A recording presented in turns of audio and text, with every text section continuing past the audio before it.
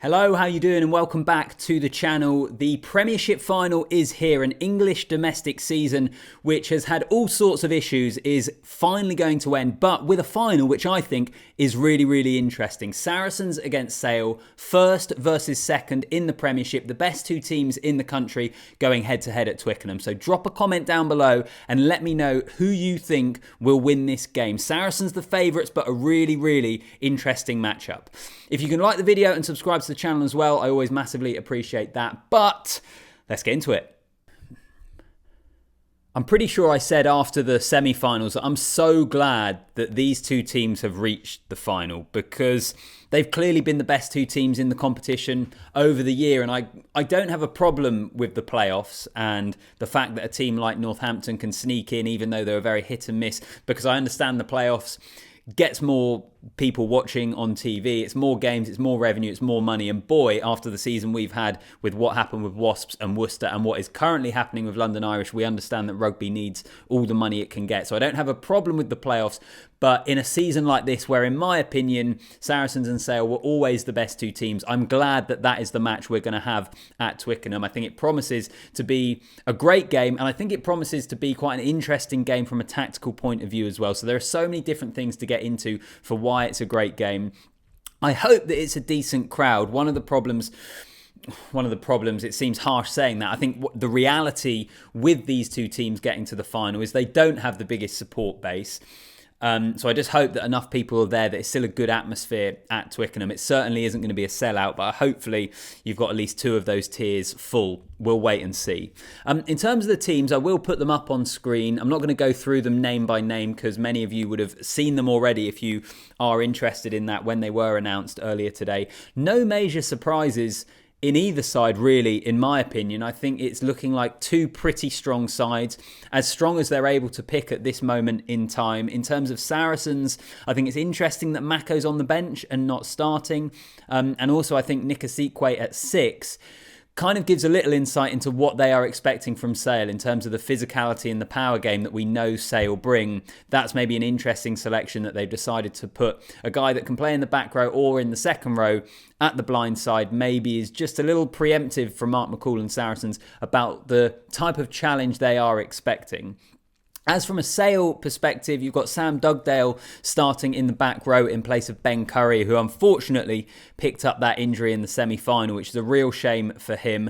Tom Ellis is on the bench as well. John O'Ross, his final game for the Sale Sharks. So there's a few interesting things in there within the team selection, but in my opinion, there's no major shocks really. I think these are two teams which, once you factor in injuries, these are the strongest sides they're able to select, and I think it's a really interesting contest. I really do. Before I get on to where I think this game is won and the style of game we might see, I just wanted to mention something which could maybe be a factor because it's a final, because it's a winner takes all, it's the end of the season, and that's the psychological element of this game. And it got me thinking really, because Stuart Barnes had an article in the Times today about just the impact that psychological element, the pressure can have on finals. And he had quite a few good examples. If you think of World Cup finals, if you think of 2011, New Zealand at home, massive favourites, also hadn't won the World Cup for a little while at that point.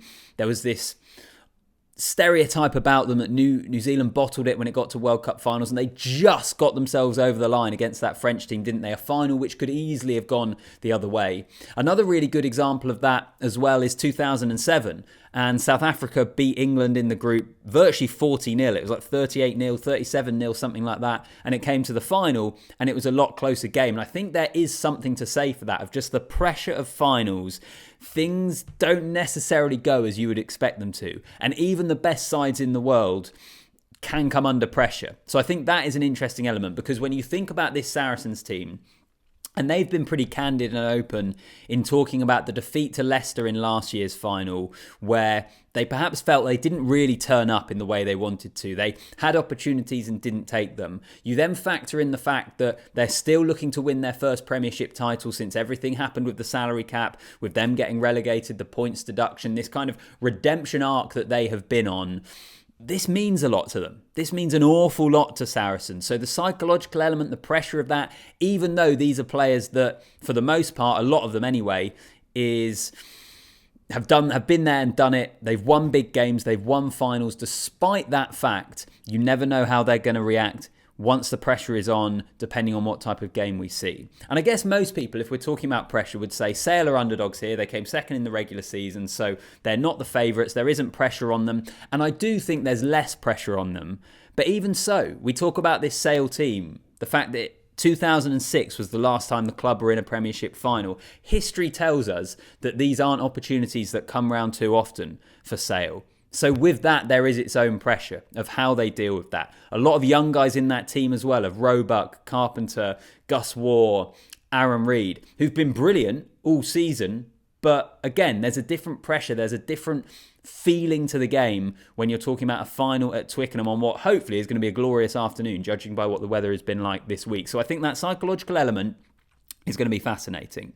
Let's get on to the game itself. And even though it's the obvious thing to mention, I really struggle to look past Saracens' attack against Sale's defence, because I think broadly speaking those have been the two pillars which of why these sides have been successful this season. And of course Sale also are dangerous in attack. Of course Saracens are also a very good defensive side. They wouldn't become first and second in the Premiership if it wasn't. But I think those two elements, Saracens' attack and Sale's defence, are what's fascinating here. Saracens playing this more expansive game plan that we've seen them play this year. They've been brilliant to watch in an attacking sense. I think it was after the final last year, they realised they needed just a little bit more to their game. They needed to add something to be able to get over the line and win silverware. They've done that in terms of their attack, stretching teams, the amount of tries they've scored, defenders beaten, meters made, all those sorts of statistical categories point to the fact that Saracens have developed their attacking game.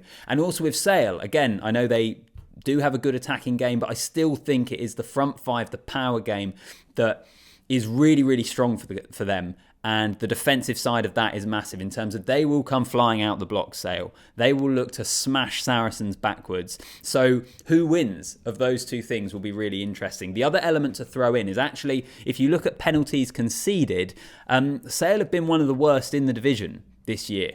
And I just think if you give a team like Saracens an opportunity to kick to the corner and build pressure and have the ball with that attacking game they have, they will score points on you. So I think being well disciplined from a Sale point of view is going to be absolutely pivotal. So those are my kind of general thoughts on this game. I'll be honest, I expect Saracens to win. I think they will have a little bit too much. However, having said that, Sale have the tools, they have the capability, they have the importance of this game for them as a club. I mentioned 2006, the last time they were in a final. This matters to Sale massively. I know it matters to Saracens as well. I'm not saying that, but I just think for rugby in the north, for what they've been building there, you never know whether that could be such a motivating factor that Sale are able to eke a couple of extra % out of their game and really, really trouble Saracens. So I think it's going to be fascinating, but I do think ultimately Saracens will get the victory. Drop a comment down below and let me know how you see this game going. Subscribe to the channel and like the video as well. And I'll be there at the Premiership final tomorrow, so I'll do a video at Twickenham looking back on the game. Make sure you keep an eye out for that one, and I'll see you in the next one.